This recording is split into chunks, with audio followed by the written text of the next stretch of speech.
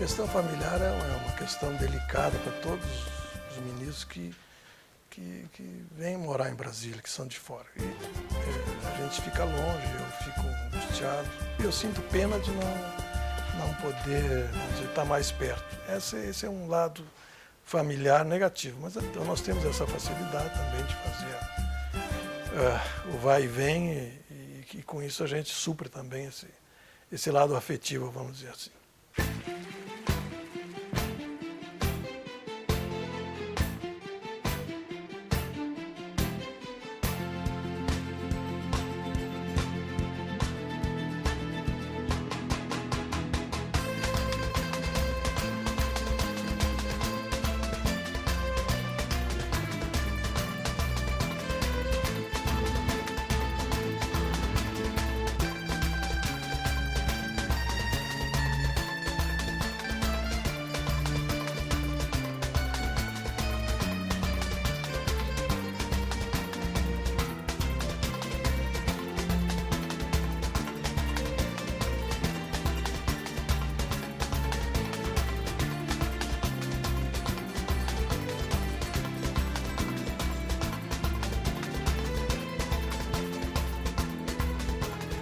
Contraponto recebe o ministro Teori Zavascki, do Superior Tribunal de Justiça.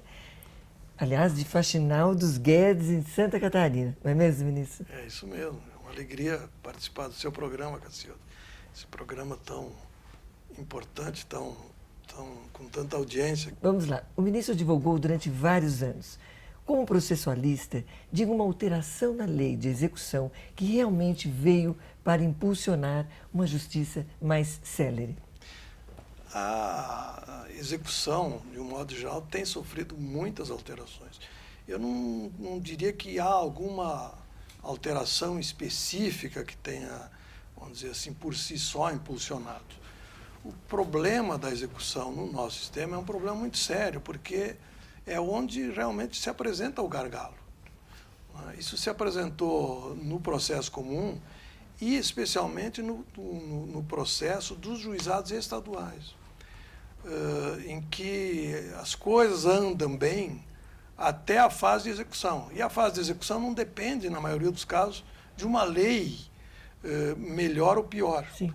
Por quê? Porque a execução depende quase sempre da capacidade econômica de quem é condenado a pagar. Nos juizados especiais estaduais, esse é um problema seríssimo, porque como são pessoas de pouca posse, o juizado especial estadual funciona bem no processo de conhecimento, mas tem um gargalo na execução. Esse é o grande problema deles. A grande vantagem dos juizados especiais federais é justamente essa. Se há uma coisa na execução que funcionou bem nesse país, que eu podia dizer que funcionou bem, é a execução nos juizados especiais federais. Se há uma coisa na execução que funcionou bem, é a execução nos juizados especiais federais. Por quê? Porque os réus no juizado especial federal são as pessoas de direito público que, vamos dizer, presumidamente, são solventes, e a Constituição permitiu que nessas causas de pequeno valor, como são as causas do juizado especial, se faça uma execução contra a Fazenda, independentemente de precatório. Então, o que está acontecendo nos juizados especiais federais?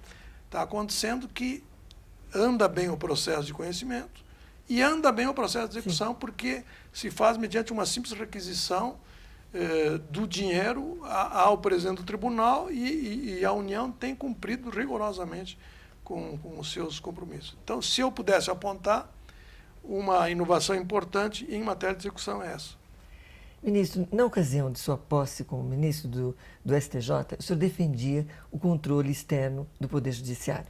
Hoje ele existe. E aí? As suas expectativas foram correspondidas? Eu sempre fui favorável ao Conselho Nacional de Justiça.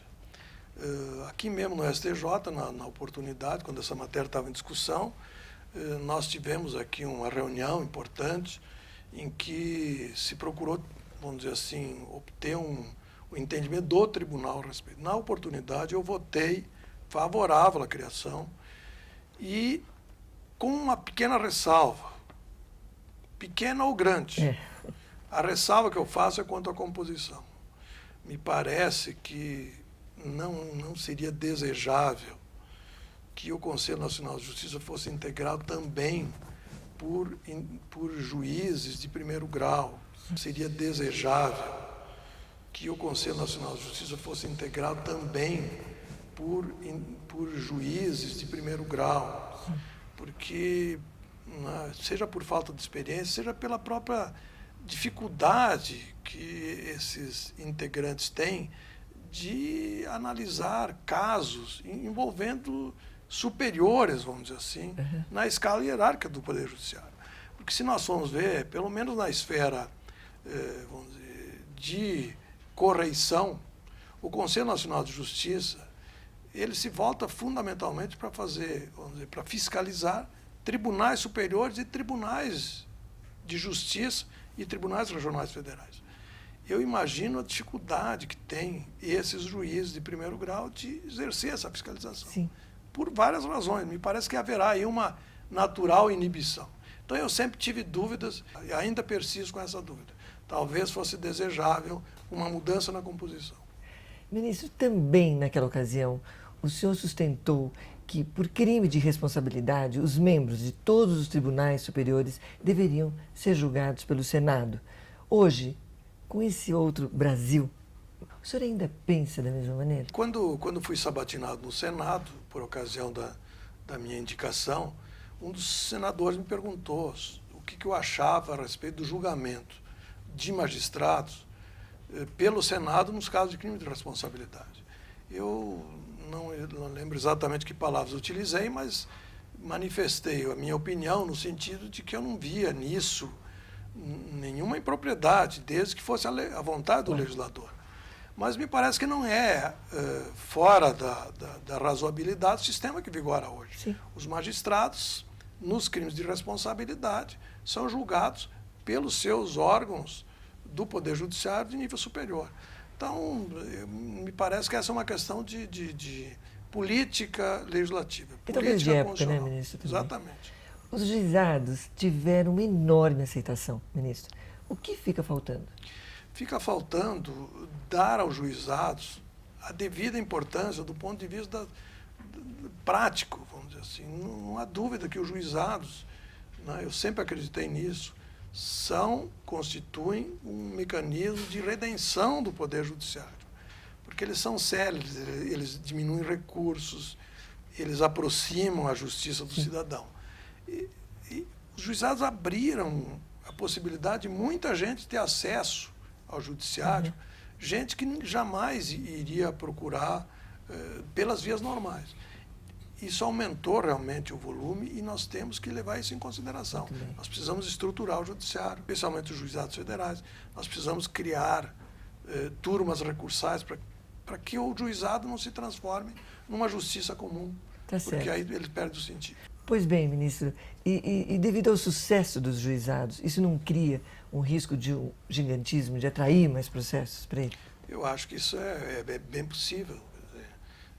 Isso é a mesma coisa o exemplo que sempre se dá é da estrada. Quando tem uma estrada ruim, as pessoas não utilizam. Se a estrada está asfaltada, é natural que a utilização seja maior. Mas isso é importante. O juizado é feito justamente para atrair, vamos dizer, para trazer ao judiciário demandas de pessoas que não tinham acesso. Quer dizer, a democratização do acesso ao judiciário é uma das funções do juizado. Nós temos que dar aos juizados condições de desempenhar o seu papel. Daí a importância do que o senhor acabou de dizer. Muito bem, mudando um pouco de assunto. No STJ, pela sua experiência, as sustentações orais ajudam para que se obtenha um melhor julgamento? Com certeza, ajudam muito. O papel do advogado é importantíssimo. Nós temos aqui, eu pessoalmente tenho muitos exemplos de casos em que a presença do advogado, a sustentação oral, foi sumamente esclarecedora e decisiva. Pois é, mas alguns advogados se queixam, mesmo quando vencem, que eles não recebem a atenção devida, vamos dizer assim. Isso procede, ministro? É possível.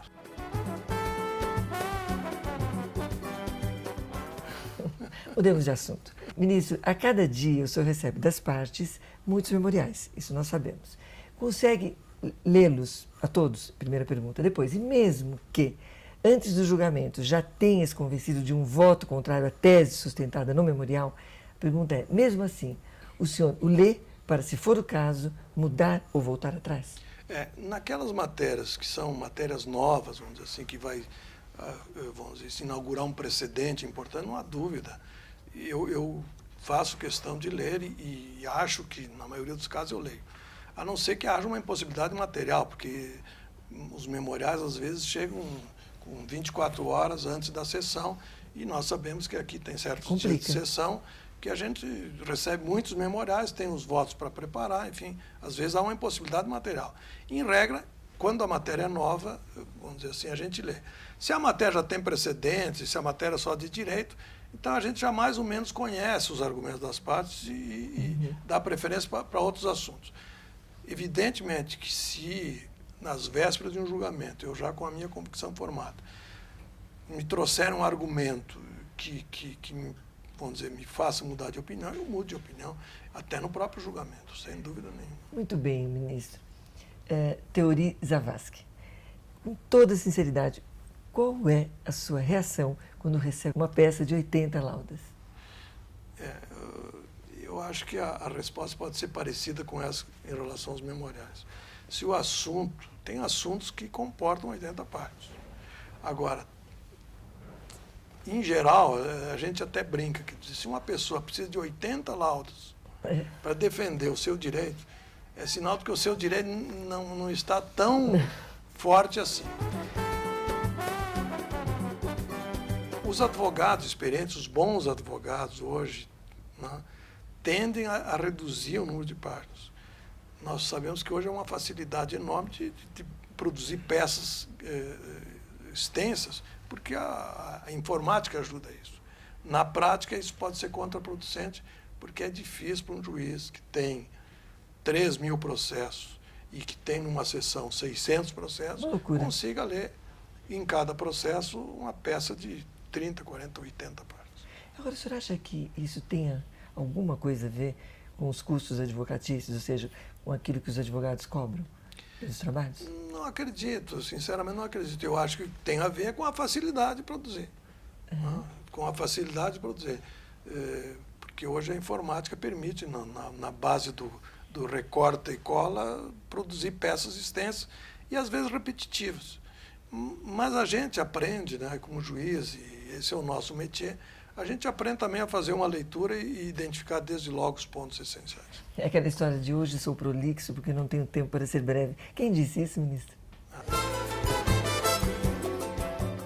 Não sei, mas disse com toda a razão. Eu acho que uma das virtudes de quem escreve é escrever pouco, vamos dizer, com uma linguagem adequada, sem ser sofisticada e que ataque os pontos essenciais. Eu acho que essa é a grande virtude. Muito bem. Você, telespectador, continue aí. Nós vamos interromper alguns instantes essa nossa conversa agradável com o ministro Teori Zavascki, do Superior Tribunal de Justiça, e já voltamos.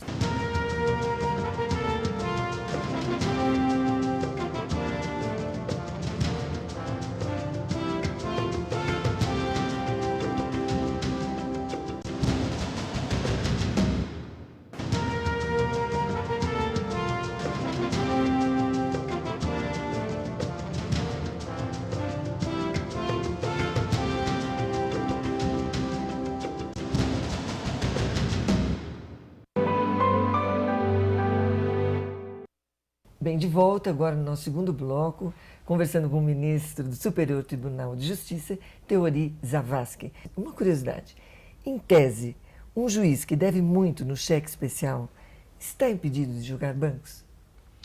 Eu acho que depende do assunto que ele vai julgar e depende do seu interesse pessoal. Vamos dizer assim, se ele de alguma forma tiver um interesse pessoal, se aquele caso que ele está julgando puder ter algum reflexo na sua situação pessoal, evidentemente que ele está impedido de julgar. Do contrário, não.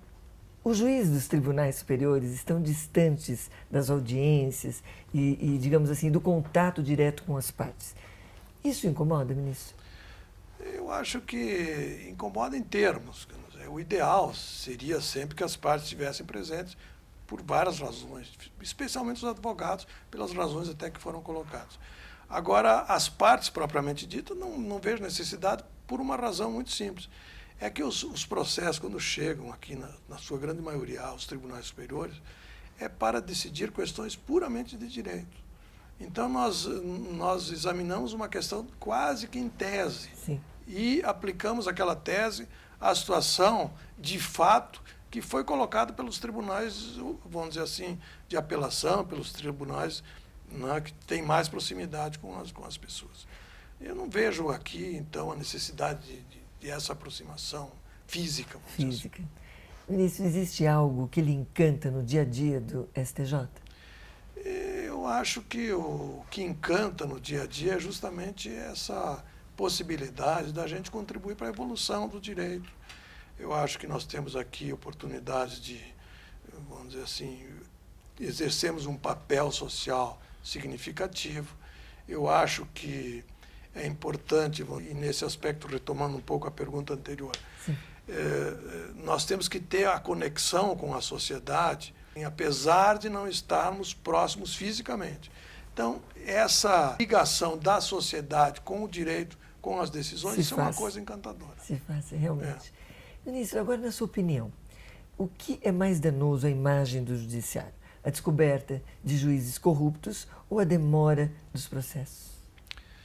Eu acho que a demora dos processos nós podemos explicar. O juiz corrupto não tem explicação possível. Não existe explicação.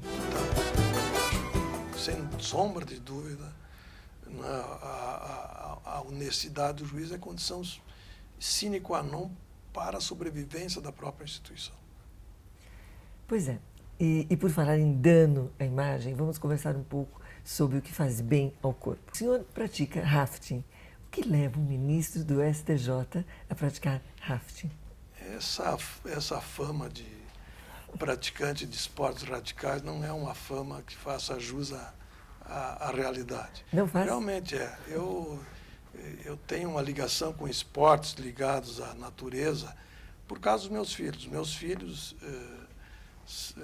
quando na adolescência, etc., eles tiveram eles praticavam alguns esportes, especialmente ligados ao montanhismo, escalada, etc. Isso me levou a acompanhá-los em alguns esportes dessa natureza, inclusive rafting. Então, mas não sou um praticante, vamos dizer assim, contumaz.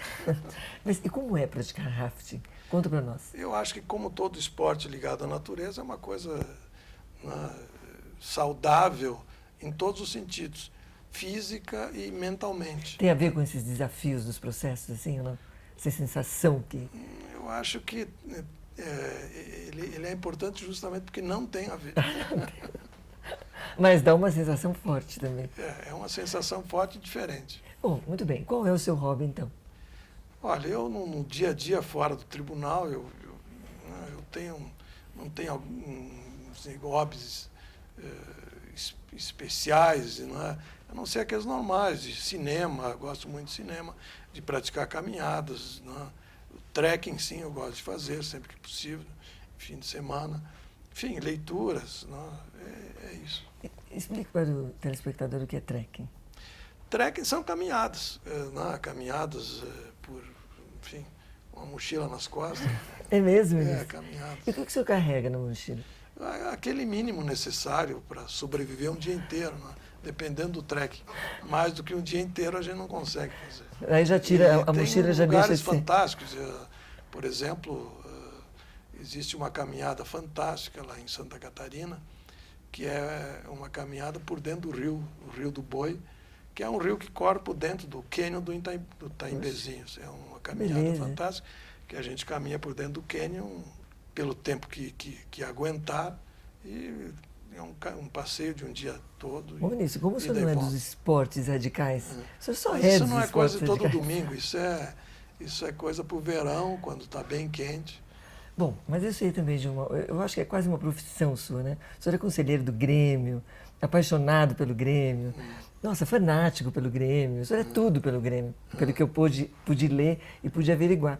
Mas a pergunta é simples, feliz? Claro, o Grêmio só traz felicidade. até a pé nós iremos. Nos trouxe felicidade, inclusive, quando, indo para a segunda divisão, nós operamos um verdadeiro milagre ao voltar à primeira divisão. Que com 7 atletas, precisando empatar o jogo, um pênalti contrário, nós não só não sofremos o gol, como nós fizemos um gol.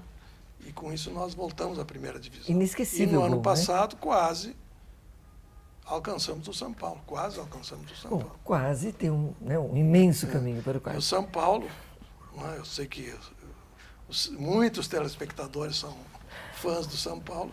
O São Paulo foi o nosso adversário no primeiro título brasileiro. É isso aí. Mas, ministro, agora nós vamos pegar na final do Mundial Interclubes, recentemente. O senhor torceu para quem? Para o Inter ou para o Barcelona? Eu sou Barcelona desde criança. Bem, ministro Teori Zavascki, depois dessa provocação, eu não tenho realmente mais nada a dizer. E o que eu posso acrescentar é que o campo resolve, não é mesmo, ministro? É isso aí, o campo sempre resolve. Foi muito bom tê-lo aqui, ministro, uma conversa agradável, viu? E espero que o senhor continue nos seus esportes radicais, não é, ministro? Que o senhor tenha bastante sucesso, inclusive aqui no STJ. Muito obrigado, Bem? agradeço mesmo. E você não se esqueça, semana que vem tem mais.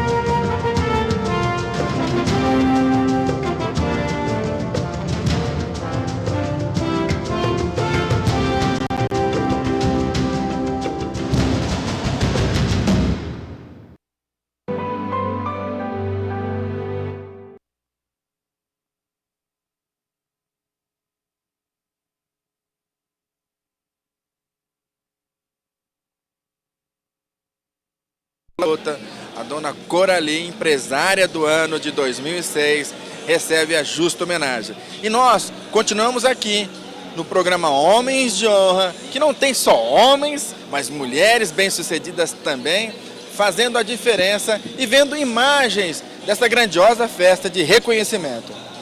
Homens de Honra, um compromisso seu todas as segundas-feiras a partir das 5h30 da tarde. Como eu falei, nós estamos aqui prestigiando um grande evento que premia, que reconhece empresários e empresas que fizeram a diferença no ano de 2006. A pesquisa realizada pelo Instituto Gomes Pimentel. Eu estou ao fundo aqui com um grupo de músicos que está deixando um ar gostoso na Assembleia Legislativa que nunca foi visto antes. Eu quero remeter vocês agora para as imagens de um grupo de músicos, Tô Legal, que foi premiado também e que está fazendo a diferença e está cantando muito bem. Então vamos usar um showzinho aí do grupo Tô Legal.